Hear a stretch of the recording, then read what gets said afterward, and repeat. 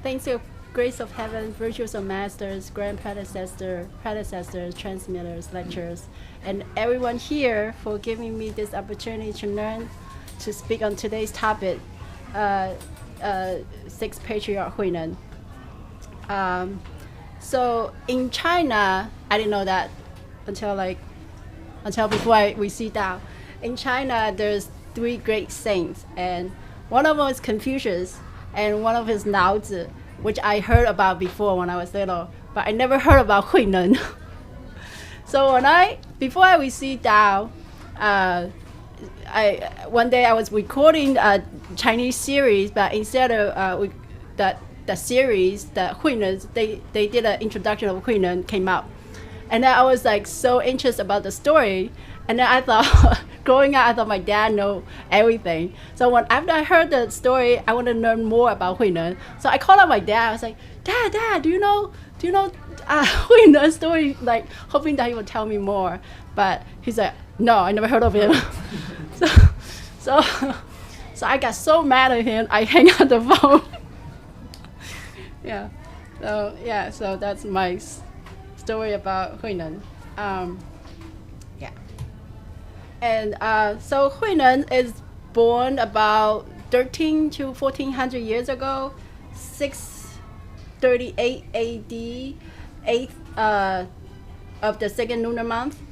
And that is during the Li Siming, right? His Tang's dynasty. His birthplace is called Xialuchun. That is the village, and Ninnan is the it's an older term of way of calling the southern people, the people from the south, such as Guangdong or Guangxi, and then Xinxin. It's sometimes they call it Xinzhou or Xinxin, and Xinxin is like the county. So it's in the Canton area. Okay. And when he was born, there was a beam of light descend from the heaven, and his room was filled with this very strange fragrance. And then, so also the legend has that he was the incarnation of the Siddhagara Buddha. Am I correct? Okay. And then he passed away on 7/13/18, the third of the 8th lunar month, 8月初三 哈. So this red area is where Huinan is. I think it should be okay. Yeah. Huinan's father, Lu Xintao, he was originally from Fanyan, Hebei province, and he was originally a government member, but he got demoted. I think he got somebody hired or that set him up, yeah, and then so he got demoted and then got exiled to Ningnan, where he met his Huinan's mom, Li Meiying. They normally call him, in a lot of the source, they call her just Li Si. Okay. So when the monk came in the early morning, knock on the door, and they say, there's a baby born in your home, and he was like, Huinan's dad was so surprised. How do you know about it? And then the monk offered to name the baby Huinan. And then his dad asked, like, why Huinan, right? So he said, Hui is to bestow the Buddha's Dharma to all sentient beings. Nan is able to propagate our Dharma vehicle. So this Huinan, the name Huinan is like a monk's title. It's not like a normal commoner's name, right?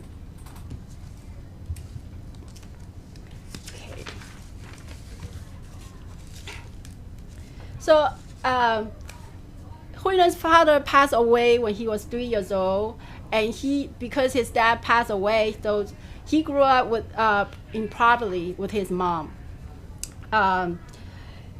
And because they could not afford school, therefore Huinan was illiterate, right? When he was about 3 or 4 years old, his mom saw this old man appear to be like a homeless, wandering on the streets. I think this old man was very hungry, so he was wandering, and with his hair is all messy. So she invited him to stay with them, and then give him some food, and let him spend the night at their place. So, I think this old man was sleeping on Huinan's bed, or one of their bed, and because their bed is made out of those wood planks, right? So every time the man turns, it will make a lot of squeaky noise. So Huinan saw that, so out of kindness, he crawled under the bed, and then he uses one of his hands to support that plank. So every time when he turns, it doesn't make the squeaky noise, and then the old man will have a better night of sleep. So when this old man woke up and he learned about it, he was so touched. And then later, I think the old man came back to visit them, and they find out that he was actually a great feng shui master. So out of gratitude, he appointed this auspicious grave site to Huinan's mom, so that he can bury his dad at this grave site. So Huinan, this feng shui master told them that, I don't know what direction is, I forgot, but they say that if you bury in the grave site in like facing in one direction, either like Dongxi, like either north or northeast, or in the other direction, like one direction, they will have 9 descendants becoming government members. And if they face the other direction, they will have 万年香火. That means that the incense will not stop burning for tens of thousands of years. So Huinan's mother thought his dad was government member, and yet he got set up, and then later passed away at so young age. So she doesn't want their descendants to become a government member. So she asked for to set up in the other direction. So we see like tens of thousands of incense burning. She thought her son gonna get married, and then they're gonna pass down one generation to generation. They were constantly paying the respect to their ancestors. Yeah. So life before meeting Hunan, the fifth patriarch. So because their family was so poor, at young age he will go to the mountains and cut woods to help his family out. And around the age 24, after selling the fireworks in the market, he passed by a temple where a man reciting a sutra. In Chinese, say 应无所住而生其心. It's kind of translated as like, when our heart is not attached to any forms, then our true natures will manifest.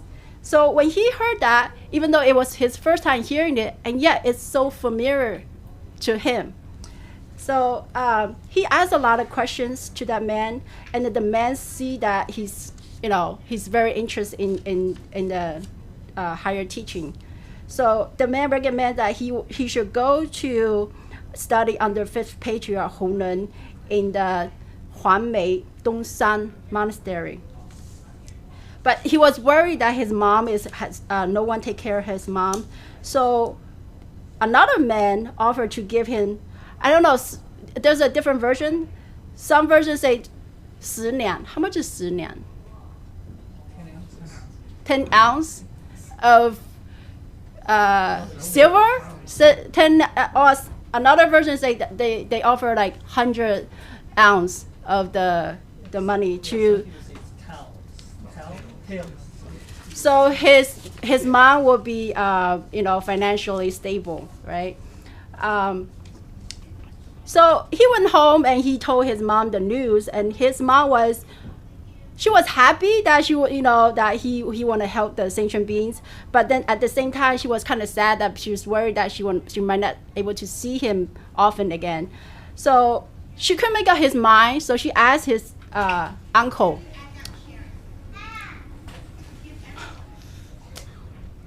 So she asked his uncle. She asked him to ask his uncle for his permission. So his uncle is definitely against it. He said, "Your mom is getting old. You cannot leave your mom. You need to stay and take care of your mom." But he really want to go. So his uncle challenged him. He said, "If you can lift this huge stone in the village, then you can go to Huamei to study under Hunan." So, he would light an incense every day, and he would bow to the stone until one day a lightning strike and split the stone into half, and he was able to lift it up and go to Huamei. That's what, yeah. So, journey to Huamei Dongsan Monastery. So after his mom was taken care of, and then he persuaded his uncle, and so he went to Dongsan Si, and he traveled about 100 kilometers, which equivalent to about over 600 miles. It took him about 30 days, a month to arrive at Huamei. So when he arrived at Huamei, and then Hunan asked for his identity, where he come from, and what he's looking for, and Hunan replied. Hunan is the fifth patriarch. So Hunan replied, say, "I'm come from Ningnan.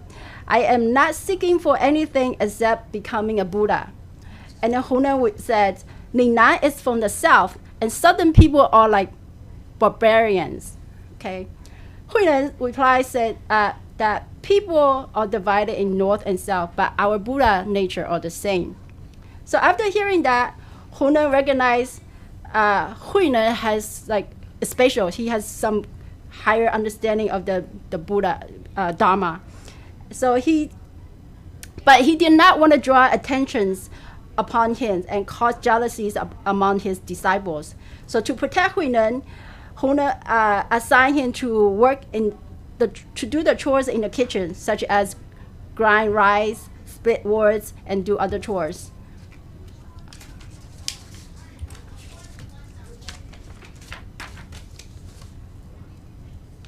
So,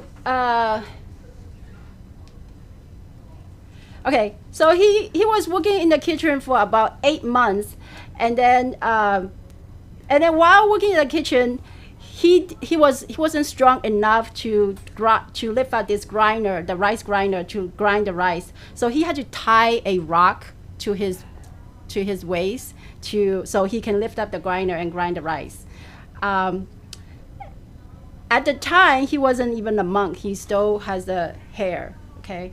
And about 8 months later, then Hunan wanted his disciples to express their understanding of his teaching in a poem, and hinted that whoever reached that true realization of their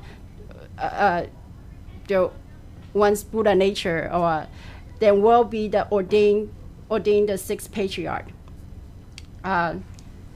And he will also pass down the rope and the bowl to prove that he's the next patriarch. And then Hunan has his head disciple Shen Xiu, who has the highest understanding of his teaching, and at the time he's like considered as like a professor at the monastery, and all other disciples expect him to come up with a poem. So in the end, Shen Xiu did come up with a poem, and but he did not want to show it directly to Hunan, and didn't want to show off either. So he wrote it on the wall, thinking that if Hunan did not approve, then he didn't have to say anything. However, if Hunan approved, then he could admit that he wrote the poem, right? So he wrote, okay, let me see. Okay, this is what he wrote. Shen Xiu wrote, the body is a Bodhi tree, the mind is like a sand of near bright. Time and again brush it clean and let no dust alight. Well, so, anybody want to explain this poem?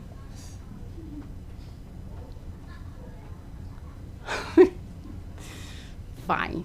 Everybody looking at you, Ty. Yeah, I mean, he's talking about he's using forms, of course, to describe, the fifth patriarch saying, talking about the Buddha nature. He's using forms to try to describe Buddha nature, saying that, I mean, it's like, there's like a mirror that, we have to cultivate. Basically, he's saying, brush it clean. It means to keep it clean, so that's all part of this cultivation aspect. But actually, in describing the Buddha nature, that's not really correct, because the Buddha nature doesn't get defiled, doesn't get dirty in the first place. So I haven't get to Huinen's poem yet. yeah, So you start. Yeah, well, that's so wait.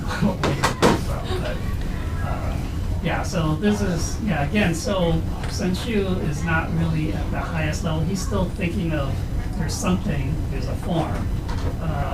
That's this Buddha nature has some form, and so he's still falling into this duality of form and no form, right? So no form would be the Huinen's, he's talking about the no form aspect.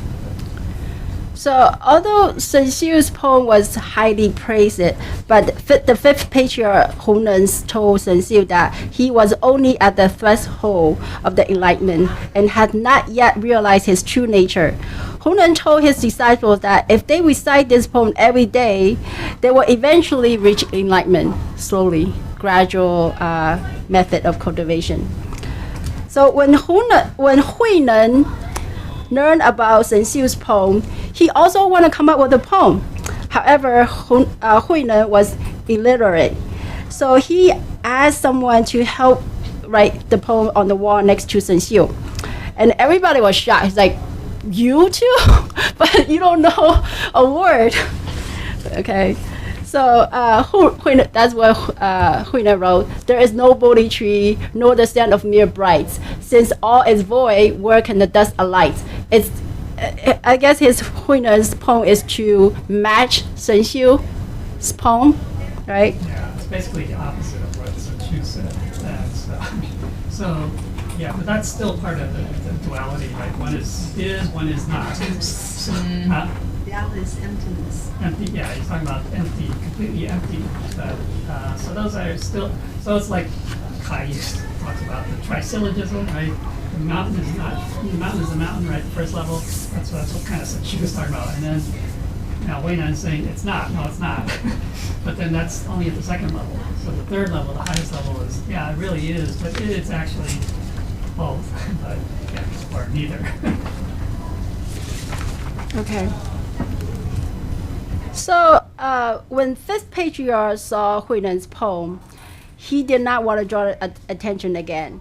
So fifth patriarch took off one of his shoes and wiped the poem and said that this person also did not see his true nature.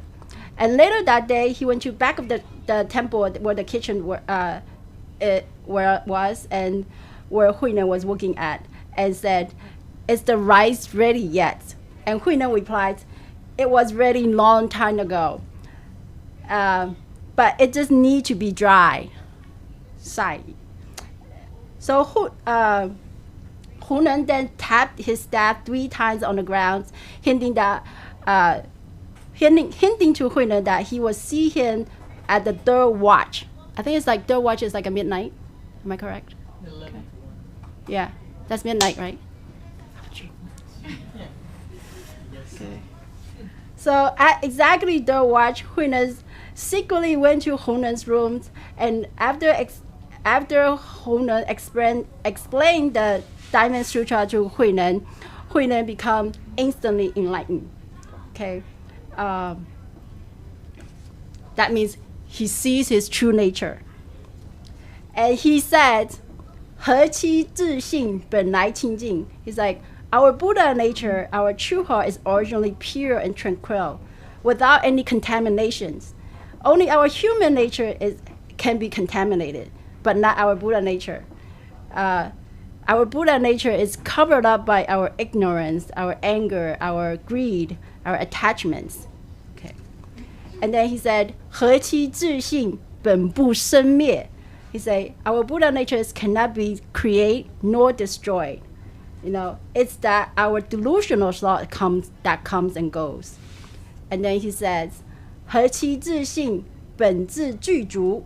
Say, our Buddha nature is perfect and complete. We all have that immeasurable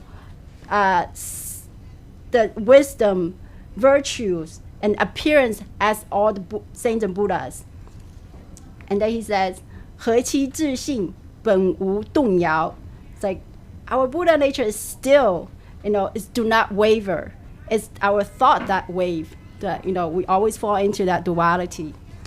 And then he says, 何其自信，能生万物. It's like all phenomena manifest from our true nature. So, huh? 能生万法. Okay. Okay. So at that same night, Hunan secretly transmit that 1-point transmission to Huinan and passed down the patriarch's robe and bow to him, symbolize that Huinan as the sixth patriarch. Hunan, the fifth patriarch, advised Huinan that the robe and the bows ends with him, and he doesn't need to pass down to the next patriarch. And then afterward, and Huinan was told to leave for the south and stay in hiding until his time arrives to propagate the Dharma. Yeah. Later, Hunan, the fifth patriarch, explained to one of his disciples that why he passed the rope down, the rope and bow, and then give him the sixth patriarch title. It's because that, first of all, Huinan was enlightened, right? And Huinan is from the south. So he was brought up, he was illiterate, he was brought up among the commoners, and he was able, because he's brought up in that kind of condition, he was able to withstand the hardships. Instead, Shen Xiu is more always like well educated, he doesn't think, he wasn't enlightened, and he doesn't think that he can withstand those hardships. So therefore, he said that Huinan is the best candidate to spread the Dharma among the commoners in the south. And he said, for Huinan to spread the teaching in the south is like 如鱼得水. It's like a fish in the water. It's very easy for him. And also at the same time, no one is really spread the Dharma teaching in the south at the time. So before he fled, Hunan instructed Huinan to spread the teaching only when his affinity is ripe. So he had to wait, and how long he didn't give him like how many years. So after certifying Hunan predicted that his life will be in danger for many, many reasons. Okay, first of all, and then told Huinan to leave the monastery right away. First of all, he's like, all his disciples going to be so jealous of him because he's not a monk and he's illiterate. And he didn't even shake his head. And he never studied a day under Hunan. And they all expect that Shen Xiu will be the next patriarch. So, and also, they thought the treasure is on the rope and the bow. So they all want to take back the rope and the bow. So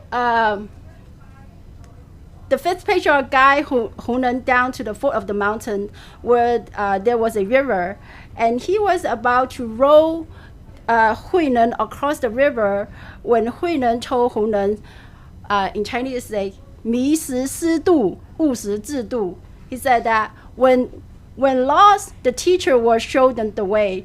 When one is enlightened, they will have to guide themselves. So Huinan say that has many level of meetings, but one of the one of the reasons he said that is to ease fifth patriarch's hearts, to show him that he can take care of himself going forward. So.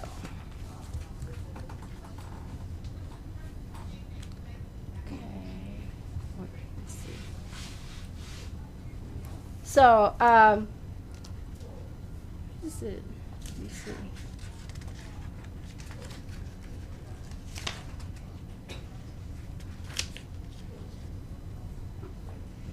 Okay, so he was fleeing for about 15 years and encountered many, many hardships. Some days he will go by days without eating just so he can hide from his enemies. And there was different groups of people chasing after him. The government members, how do you call it, 江湖百类, also like thieves from the bandits, and then Shen Xiu's followers. I mean, I don't think Shen Xiu asked his followers to chase after Huinan, but they just think that Shen Xiu deserved the title more than him. So one of the monks, among the monks chasing after Huinan, the leader named Hui Ming. So only one word's different. I mean, Ming, Hui Ming. He used to be a general and had a really hot temper and rough manner. He's very strong too. So when Hui Ming is about to catch up with Huinan threw the rope and the bow on the rock and hid himself in the bushes. And then when Hui Ming arrives at the rocks, he tried to pick up the bows and the ropes, but he was unable to. He couldn't lift it up. So he cried out. He said, because at the time Huinan is not a monk yet. He said, lay brother. He said, I come for the Dharma, not for the rope and the bow. So Huinan came out from his hiding place and sat down with him. And then Hui Ming paid him respect and begged him to teach him the Dharma. So, and then Huinan replied, Huinan said, since you are coming for the Dharma, refrain from thinking of anything and keep your mind calm. Then I will teach you. So they sat down together as kind of like in a meditation position for a while until Hui Ming calmed his heart and mind. And then Huinan said, when you are thinking neither of good or evil nor evil, at this particular moment, what is your original nature, your Buddha nature? As soon as Hui Ming heard this, he became instant enlightened. So, and then Hui Ming asked that, apart from those esoteric sayings and esoteric ideas handed down from fifth patriarch from generations to generations, are there any other esoteric teachings? Huinan replies, what I can tell you is not esoteric.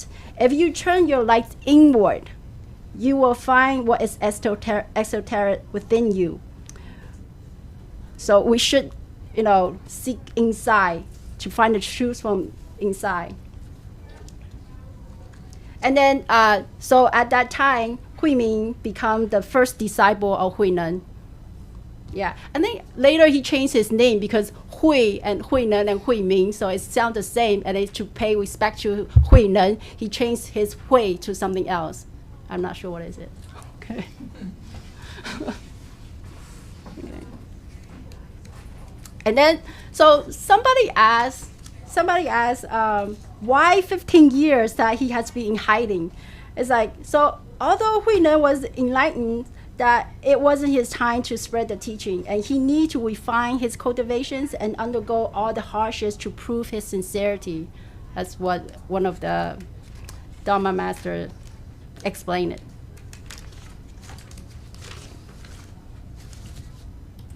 So Huinan spent most of his years among the hunters, and he will help them cook and perform many chores. He will not eat the meat that hunters hunt, but he will pick up the vegetables from the wild and then cook it up and eat it.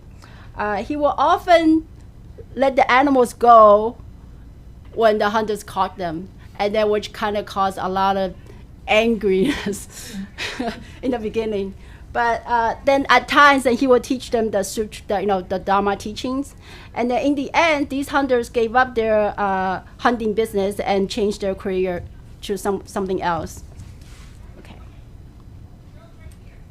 So about 15 years later, and one day while doing the meditation, he realized that it's time for him to come out and spread his teachings. So he went. He came out and then he went to this temple called Fa Xin Temple, and where he overheard these two monks debating whether the wind is moving or the flag is moving. 是不是啊？风动还是幡动哈？ And then Huinan told them that it's neither the case. It is our heart that is moving, because all forms manifest from our heart.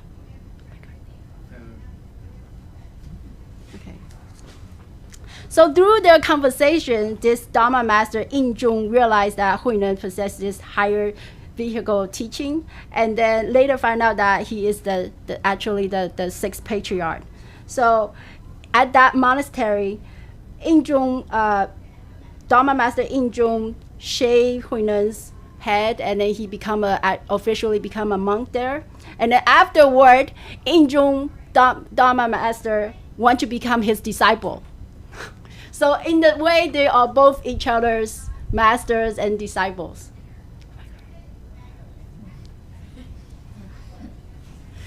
Okay, so he's at this Fa Xin monastery about a couple months, and then before he got invited to Baoling monastery. So he went to Baoling monastery on the 9th of 9 lunar month. And at the time, about over 1,000 of followers follow him from Fa Xin monastery to Baoling monastery. And going back about 170 years ago, way before Huinan's time, there was a monk travel from India. I think it's called 智药三藏, Tripitaka 智药. Am I correct? Okay, so he was passing through this place, currently is known as Baoling or Nanhua Si, right? So he drank the water from that area and thought the water, the taste of the water tastes the same sweetness as the water at the Baoling monastery in India. So he predicted that there will about 170 years later, there would be a living Buddha who would spread the teaching of great Dharma in this area. So he encouraged the villagers to build a monastery there, and then he gave it the same name as Baoling Monastery. But this Baoling Monastery is known as Nanhua Monastery right nowadays. So, okay, when Huinan was teaching at this Baoling Monastery, when he was teaching, that's like about 15 years later before he flee, right?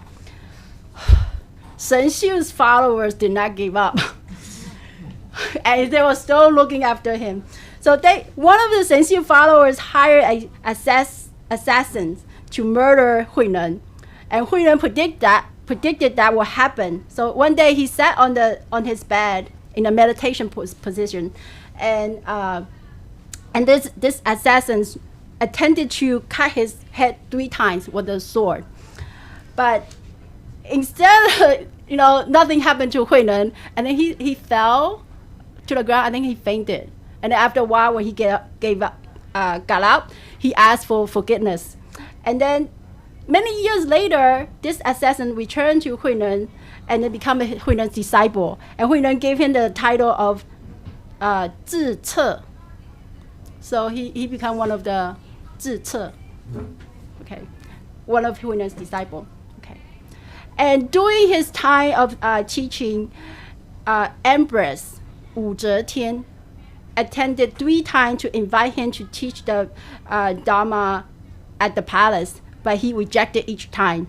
But in return, he gave her the robes and the bowls to in place of him. Yeah, and Huinan in his hometown, he also built a temple. At the time, he called it Bao En Monastery. It's to pay gratitude and respect to his parents. And later, Wu Zetian renamed the monastery, called it Guo En Monastery, and then offered to rebuild the whole place out of gratitude. Okay. Yeah. So this is like the Guo En Si monastery, and this Guo En Si is about 2 kilometers from his actual home. Yeah. Is that right? And this is Huinen's ancestor grave site. Yeah. And still a lot of people goes there, and like people who's not related to go there and light incense and pray. Yeah. And this is Huinen's actual body. Yeah.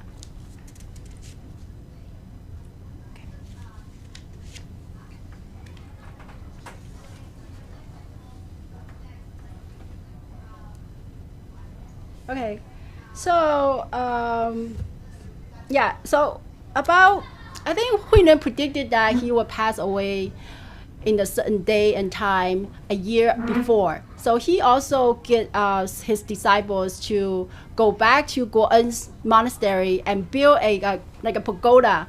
And later they found that there is 7 Selizi. How do you call it Selizi? Yeah. In the bottom of that pagoda, yeah, and so about at age 75, the 8th of 7 lunar month, he returned to Guoen Si, the village where he was born, and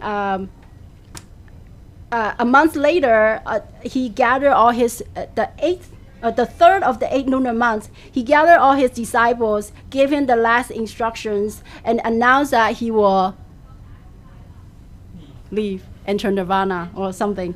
Yeah. So he sat in a meditation position and then just stopped breathing.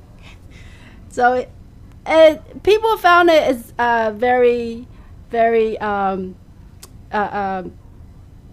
amazing that he picked the Guoen Si as his starting point, where he was born at, as his final destination. Yeah. Before he passed away, he predicted that about 5 or 6 years later, after he passed away, someone was trying to steal his body, and it happened. The prediction came true. Yeah. So in conclusion, Huinen has enlightened over, I think exact number is 46, but I'm not sure, so I'm just going to put over 40 people. Where Huinen only enlightened 1 person, which is Huinen. So Huinen has enlightened the same level of enlightenment as him, 46, about 46.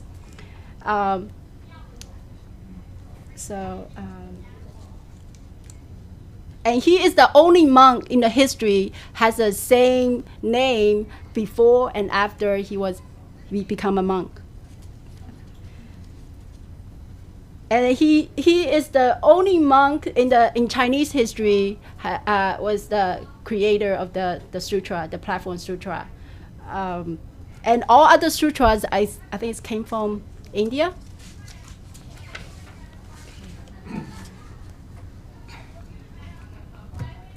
So during his teachings, his main emphasis was on that all sentient beings has a Buddha nature. And, when one do not fall into duality and not attach to forms, then their Buddha nature will manifest. So just, he always emphasized to look within and self-reflect. He also, because in India, like Bodhidharma the first patriarch came over to India, because in India, their tradition is that they had to go out and beg for food. But in Huinen's time, he changed that tradition, so he will ask people, his disciples, to be self-efficient. So they need to farm, they need to be, self-productive. So he will always emphasize that 一日不做一日不吃. So if you don't work that day, then you should eat, right? Okay.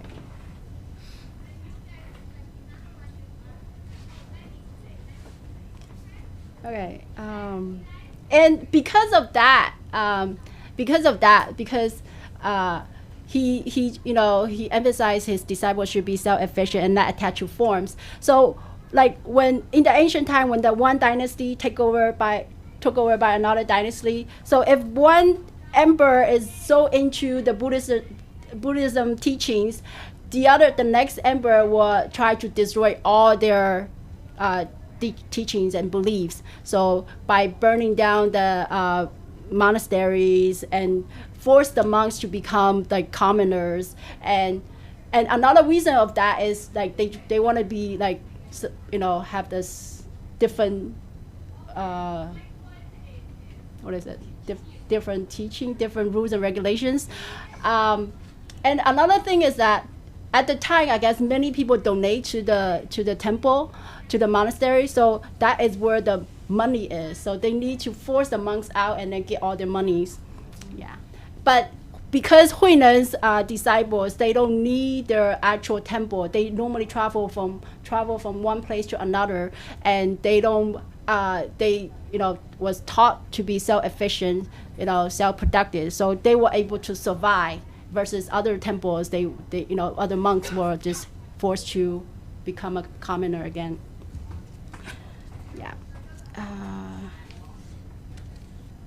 And because Huinen was illiterate, he did not, emphasize on meditations or reciting the sutra, because everything comes from your inner Buddha nature, and you always had to be aware, of your thoughts, of your actions, everything.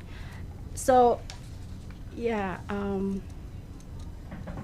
And he do not rely on words. So one time, he went to visit this a female monk, a nun. Yeah. Okay, so this female nun kind of looked down on him because he didn't want to see him because he's illiterate. But then like when she finally, and then I think he say something, and then make her want to see him. And then when they meet, and then she asked like, why the words is not important, because everything is about the words, right? So he said that, and then there's a sound, somebody played the piano sound. He said, where does that sound come from? And then somebody point, and then he said, the words is like the point. It's not the actual destination. It's just to guide you where you're supposed to go. So, yeah. So he emphasized do not get attached to words. Yeah. So this concludes my presentation, and then just and also like throughout his life, he always showed his kindness and benevolence to all sentient beings, even to the people who try to kill him. And yet he still treat them like his own brothers. This guy who hired the murderer to murder him, and later he become his disciple, and he will like, because Huina is kind of like also like a doctor too, and he know how to mix the medicine to cure his face, and he do that, and then that guy was very touched, and he cries, and yeah. So that concludes my presentation. Don't say anything. In your research, where the bow and the bow ends with him, but there's a different versions. Some say that the Empress Ujertin gave it to another monk, and some said that she returned the bows and the rope before she passed away, or at the later before Huinen passed away or something. And some say that I think it's still at one of those temples, framed up in like a library, but I'm not sure which version is correct. I found about the general one, but I did not find the other one. So the rope and boat somewhere out there. Yeah. So that concludes my presentation. If I have said anything wrong, I ask Saint to pull us for forgiveness, and everyone hears correction, and transmitters raise corrections.